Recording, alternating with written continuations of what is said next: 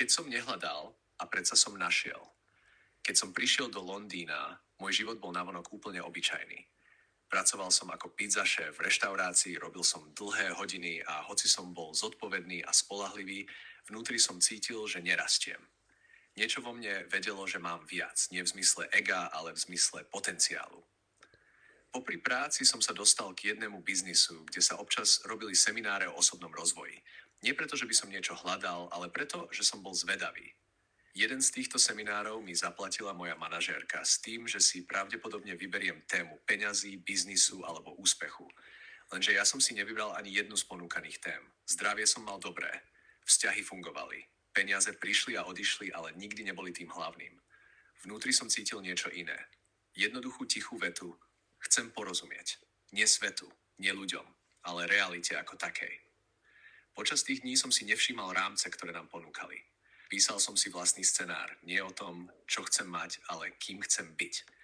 Aké pochopenie chcem niesť, akú jasnosť. Na tretí deň prišiel rituál, hudba, vedená vizualizácia, práca s odpustením a očistením. V istom momente som si predstavil, že vystupujem zo svojho tela a pozerám sa na seba zvonku. Bol som pokojný, otvorený, bez očakávania.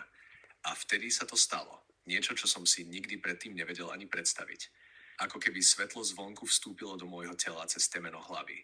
Nebolo to jemné. Nebolo to symbolické. Bola to obrovská, sústredená sila, ktorá prechádzala celým telom, zhora nadol, cez krk, ramena až do solar plexu. Keď sa tam dostala, telo to neunieslo. Začalo sa triasť. Oslabol som a odpadol som. O chvíľu som sa prebral. Celý spotený, vyčerpaný a zároveň úplne iný. Nie vzrušený, nie duchovne opojený. Skôr jasný. Dodnes to nenazývam jedným menom. Niekto by to nazval kundalini, iný zostupom vedomia. Niekto božskou energiou, niekto čistou neurologickou reakciou.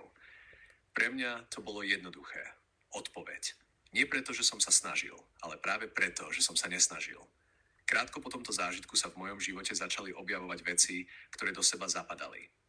Film The Secret mi dal prvý jazyk, hoci som cítil, že nie je celý. A potom úplne nenápadne prišla ďalšia synchronizácia. Na jednom stretnutí som zbadal na stole 5 CD nahrávok o zákone príťažlivosti od Jerryho Esther Hicks, Abraham Teachings.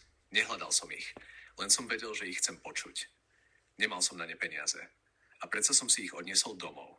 A tie nahrávky sa stali mojim tichým spoločníkom na dlhý čas. Počúval som ich každý deň a za každým som rozumel viac. Nie preto, že by sa menili slová, ale preto, že sa menilo moje vnímanie. Dnes viem, že Abraham mi nedali svetlo. Svetlo už prišlo. Dali mi stabilitu, jazyk a pokoj, aby som s tým svetlom dokázal žiť v realite. A ak si niekedy zažil niečo podobné a čítajúc tieto slová si pomyslel: aha, nie som blázon. Tak presne preto je tu Golden Bridge, Consciousness. Nie aby niečo vysvetľoval na silu, ale aby prepájal skúsenosti, ktoré sú skutočné, aj keď sa o nich málo hovorí.